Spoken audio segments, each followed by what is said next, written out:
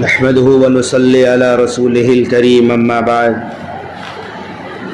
فأعوذ بالله من الشيطان الرجيم بسم الله الرحمن الرحيم إن الذين قالوا ربنا الله ثم استقاموا تتنزل عليهم الملائكة ألا تخافوا ولا تحزنوا وأبشروا بالجنة التي كنتم توعدون وقال الله تبارك وتعالى ضرب الله مثلا للذين آمنوا امرأة فرعون إذ قالت رب ابن لي عندك بيتا في الجنة ونجني من فرعون وعمله ونجني من القوم الظالمين صدق اللہ العظیم۔ حضرات معزز سامعین کرام، گزشتہ جمعہ آپ سماعت فرما رہے تھے کہ دین کی خاطر صحابہ کرام نے کس طرح بے مثال قربانیاں پیش کی ہے، جس کی بدولت آج ہم تک صحیح معنوں میں دین پہنچا ہے۔ آج کا موضوع یہ ہے کہ صرف صحابہ مردوں نے قربانیاں پیش نہیں کی ہے، جس طرح صحابہ کرام کے مردوں نے قربانیاں پیش کی۔ حضرت عمار نے قربانی دی، بلال نے قربانی دی، سلمان فارسی، صہیب رومی، یہ پوری ایک جماعت ہے۔ اسی طرح صحابہ کرام کی خواتین، عورتیں بھی اس میدان میں پیچھے نہیں ہیں مردوں سے۔ صحابیات نے بھی صحابہ کرام کا ساتھ دیا ہے،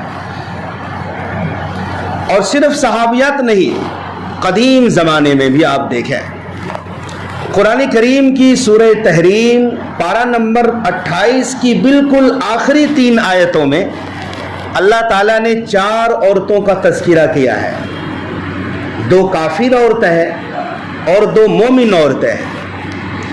ضرب اللہ مثلا للذین کفروا امرأۃ نوح وامرأۃ لوط، یہاں 2 کافر عورتوں کا تذکرہ کہ جن لوگوں نے اللہ کے ساتھ کفر کیا ہے،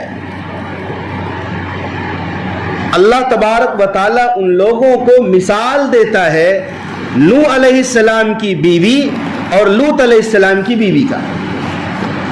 کانتا تحت عبدین من عبادنا صالحین، یہ دونوں عورتیں ہمارے 2 نیک بزرگ نبیوں کی بیوی تھی، لیکن دونوں نے نافرمانی کی۔ فخانتاہما، دونوں نے خیانت کی۔ آخر میں اللہ کا حکم ہوا قیل ادخلا النار مع الداخلین، تم دونوں جہنم میں داخل ہونے والوں کے ساتھ جہنم میں چلی جاؤ۔ سوچنے کا مقام ہے، عبرت کا مقام ہے کہ دونوں نبی کی بیویاں ہیں، نبوت کے گھر میں ہیں، نبی کے نکاح میں ہیں، لیکن دونوں جہنمی ہیں۔ اللہ اکبر۔ اسی لیے کوئی یہ نہ سمجھے کہ کوئی بزرگ کی اولاد ہے تو وہ جنتی ہے، حساب کتاب آسان ہو جائے گا، بیڑا پار ہو جائے گا۔ نہیں نہیں، چاہے نبی کیوں نہ ہو، یہاں نبی کی بیوی، وہ بھی برگزیدہ نبی، نوح علیہ السلام جیسے برگزیدہ نبی جن کی عمر بہت زیادہ ہے، 950 سال تک تبلیغ کی ہے، رسولوں میں آپ کا نام آتا ہے، نبی کی بیوی جہنمی۔ لوط علیہ السلام بھی بڑے برگزیدہ نبی ہیں، لیکن آپ کی بیوی بھی جہنمی ہے، خیانت کی ہے اپنے شوہر کی، قوم کا ساتھ دیتی تھی اور اپنے شوہر کے خلاف قوم کو بھڑکاتی تھی۔ ہوا یہ کہ لوط علیہ السلام کی قوم پر جب اللہ کا عذاب کا فیصلہ ہو گیا کہ عذاب آنے والا ہے، تو اللہ تعالیٰ نے نوح علیہ السلام کو رات میں ہی کہہ دیا کہ صبح ہونے سے پہلے بستی چھوڑ دیجئے اپنے اہل و عیال کے ساتھ۔ تو لوط علیہ السلام اپنے بال بچوں کے ساتھ بستی سے باہر ہونے لگے۔ تو 7 بیوی بھی تھی آپ کی، لیکن لوط علیہ السلام نے کہا کہ کوئی پیچھے مڑ کر نہ دیکھے، اللہ کا عذاب آ رہا ہے اور ہم سب بستی خالی کر رہے ہیں، تو ہم میں سے کوئی پیچھے مڑ کے نہ دیکھے۔ تو جب بستی سے باہر ہو گئے تو لوط علیہ السلام کی بیوی چونکہ کافرہ تھی، شوہر سے خیانت کرتی تھی. تو لوط علیہ السلام کی بیوی نے پیچھے مڑ کے دیکھا جب اللہ کا عذاب آیا اور کہا ہائے میری قوم تباہ ہو گئی.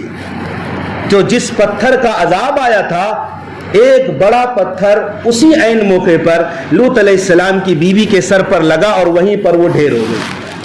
اس طریقے سے اللہ تعالیٰ نے لوط علیہ السلام کی بیوی کے اوپر بھی عذاب نازل کیا.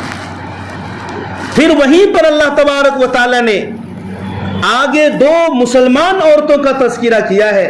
وَمَثَلُ الَّذِينَ ضَرَبَ اللَّهُ مَثَلًا لِلَّذِينَ آمَنُوا امْرَأَتَ فِرْعَوْنَ.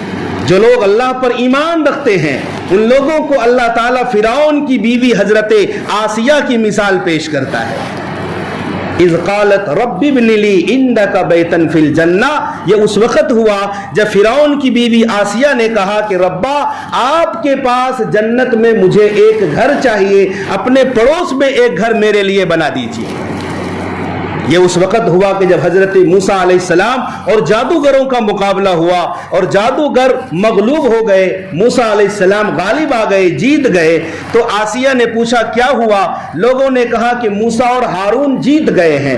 حضرت آسیہ نے خوشی کا اظہار کیا, اپنے ایمان کا برملا اظہار کیا.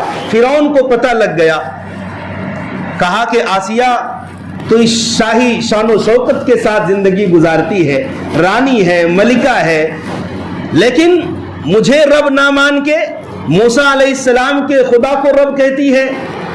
بہرحال ایمان پر جم گئی. ان الذین قالوا ربنا اللہ. قرآن کہتا ہے بے شک جن لوگوں نے کہہ دیا ہمارا رب اللہ ہے, ثم استقاموا, پھر کہنے کے بعد اس پر جم گئے وہ لوگ.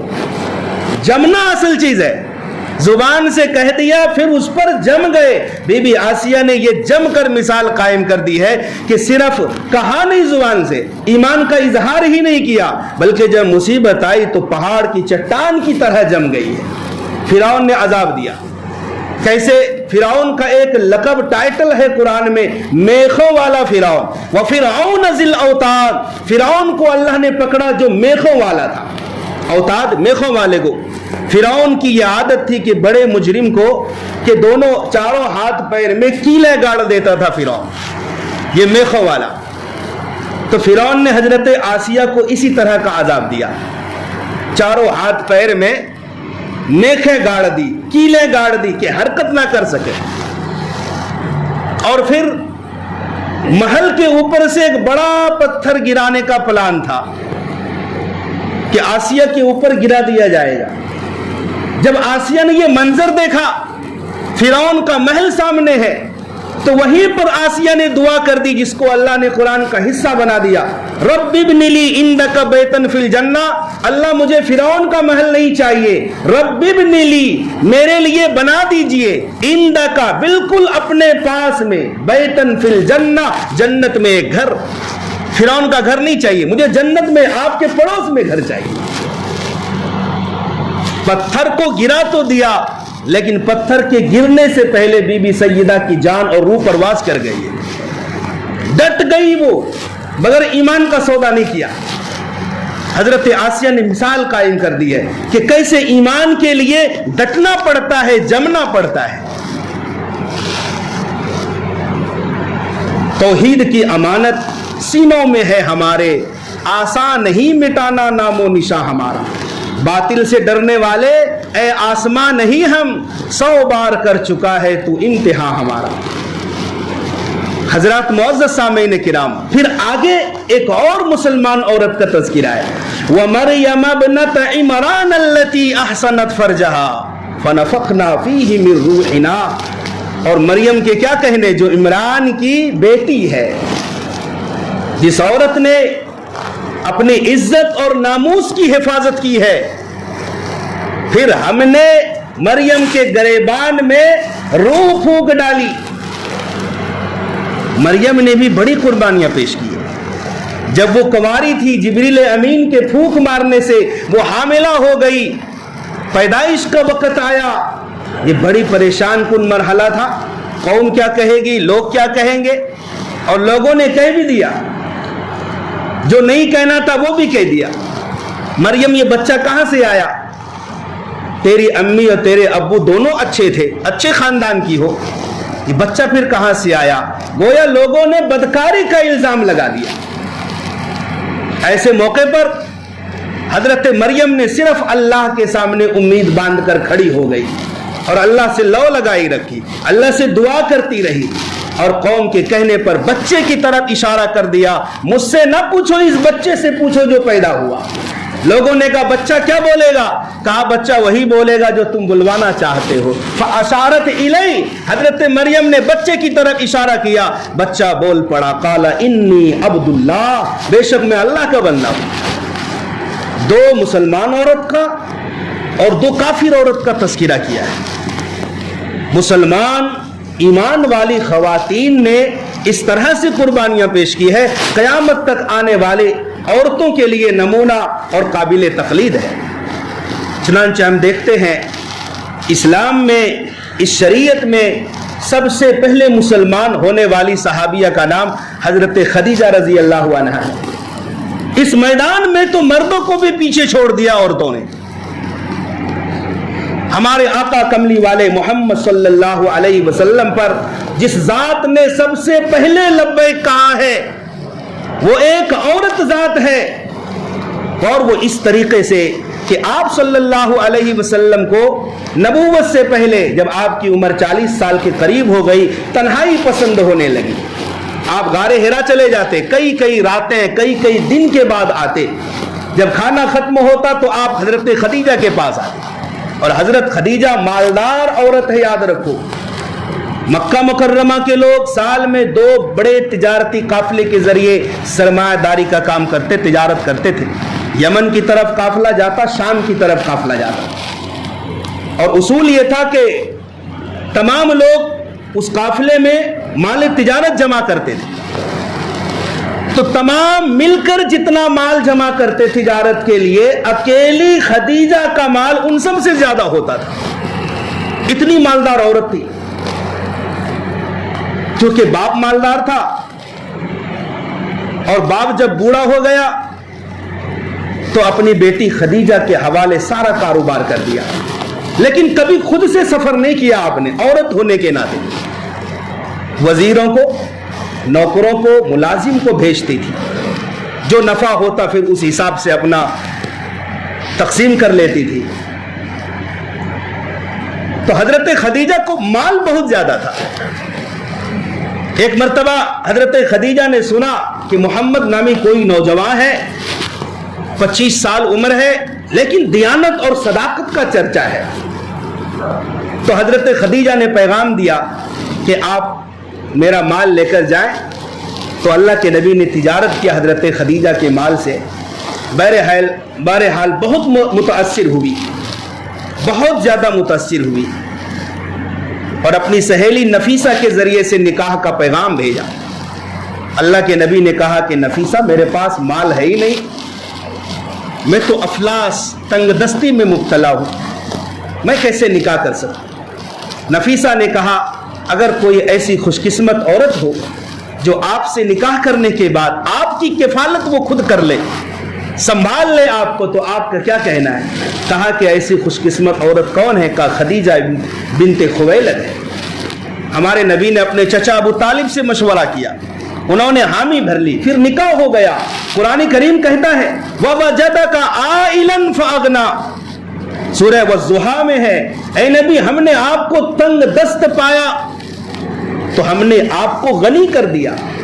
اٹھاؤ تفسیر کی کتاب, مفسرین نے اور تفسیروں کے ساتھ یہ بھی تفسیر لکھی ہے وَوَجَدَكَ عَائِلًا, اے نبی ہم نے آپ کو تنگ دست پایا تو ہم نے آپ کو خدیجہ کے مال سے غنی اور مالدار کر دیا.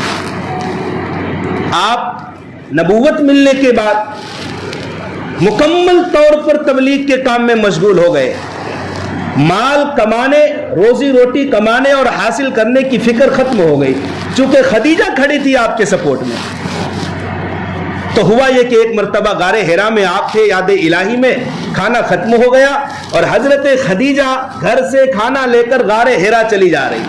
اللہ اکبر، اتنی بڑی مالدار عورت ہے، کہاں مکہ میں گھر ہے اور کہاں غار حرا کی بلندی ہے، جبل نور پر ہے، 4 سے 4.5 کلومیٹر دور ہے، اور اس پہاڑی پر چڑھنا اور اس غار حرا کے اندر داخل ہونا، وہاں پر جبریل پہلی وحی کے بعد ایک مرتبہ جبریل آ گئے اور کہا کہ آپ کی بیوی خدیجہ آ رہی ہے، ایک برتن ہے، اس برتن کے اندر سالن ہے، جب خدیجہ آ جائے تو آپ کہنا کہ خدیجہ آپ کا رب اللہ آپ کو سلام پیش کرتا ہے۔ کیسی خوش قسمت خاتون، رب نے جنہیں سلام پیش کیا، جبریل نے جنہیں سلام پیش کیا ہے، یہ سب سے پہل اسلام قبول کرنے والے۔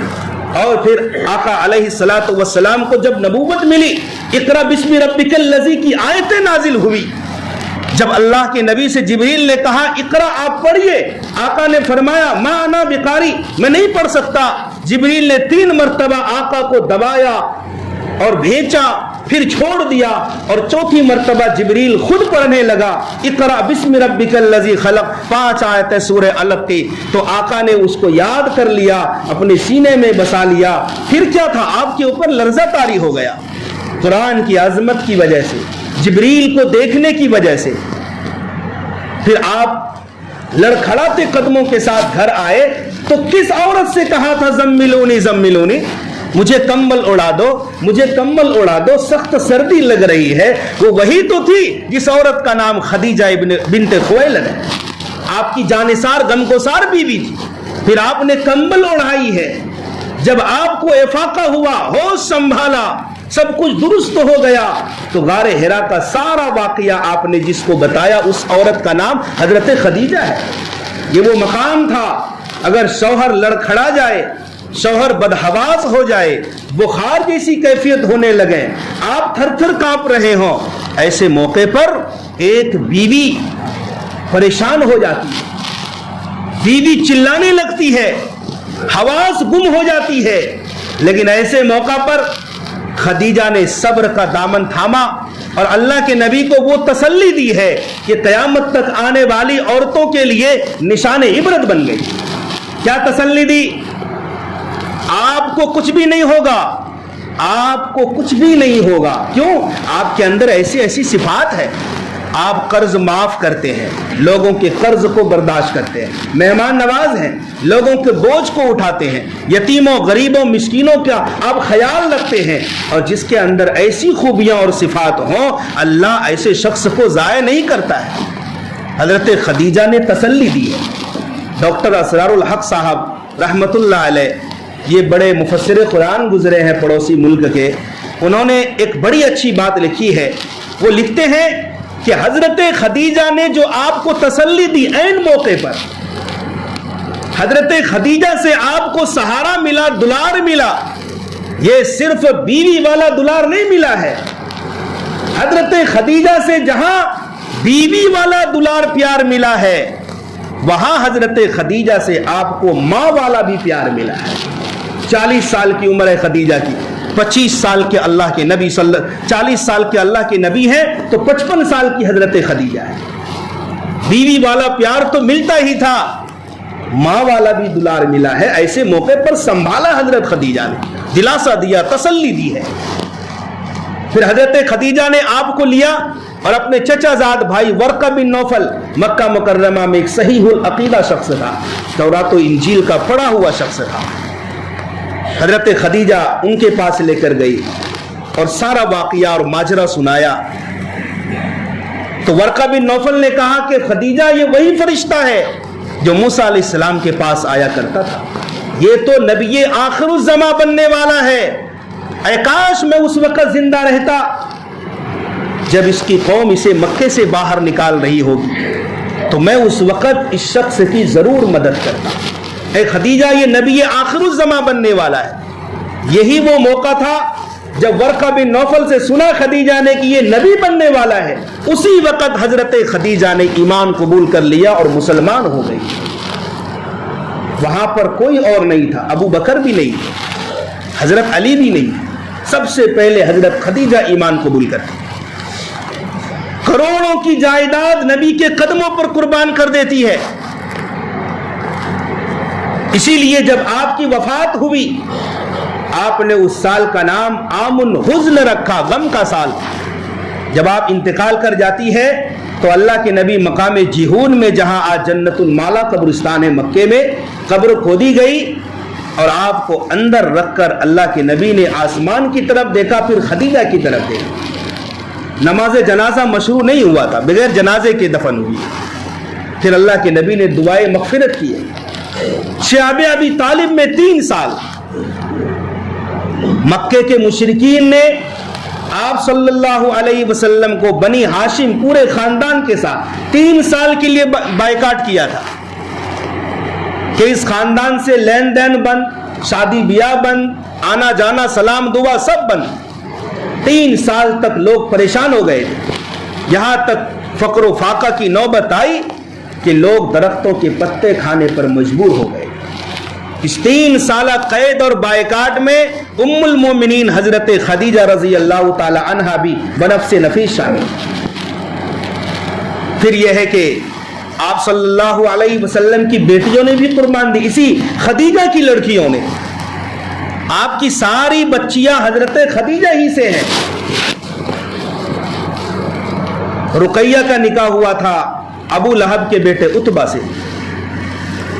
اور ام کلثوم کا نکاح ہوا تھا ابو لہب کے دوسرے بیٹے عتیبہ سے۔ جب آپ نے نبوت کا اعلان کیا اور سورہ تبت یدا ابی لہب نازل ہوئی، ابو لہب پر بددعائی آیت ہے، ابو لہب ہلاک ہو جائے۔ ابو لہب نے اور ابو لہب کی بیوی ام جمیل نے کہا اپنے دونوں بیٹوں سے، خیریت چاہتے ہو تو محمد کی دونوں بیٹیوں کو طلاق دے دو۔ عتبہ نے بھی طلاق دی، عتیبہ نے بھی طلاق دی۔ یہ کس لیے طلاق پڑی ہے؟ دین کی خاطر طلاق پڑی، توحید کی خاطر طلاق پڑی ہے، ایک اللہ کو ماننے کی وجہ سے طلاق پڑی ہے۔ تو دونوں بیٹیوں نے طلاق کی صعوبت کو برداشت کیا۔ حضرت رقیہ نے کا نکاح اللہ کے نبی نے حضرت عثمان غنی سے کر دیا۔ حضرت عثمان غنی حبشہ کی طرف ہجرت کر کے گئے، وہاں سے مدینہ آئے تو رقیہ بیمار ہو گئی، اور یہ وہ موقع تھا جب صحابہ جنگ بدر کے لیے روانہ ہو رہے تھے۔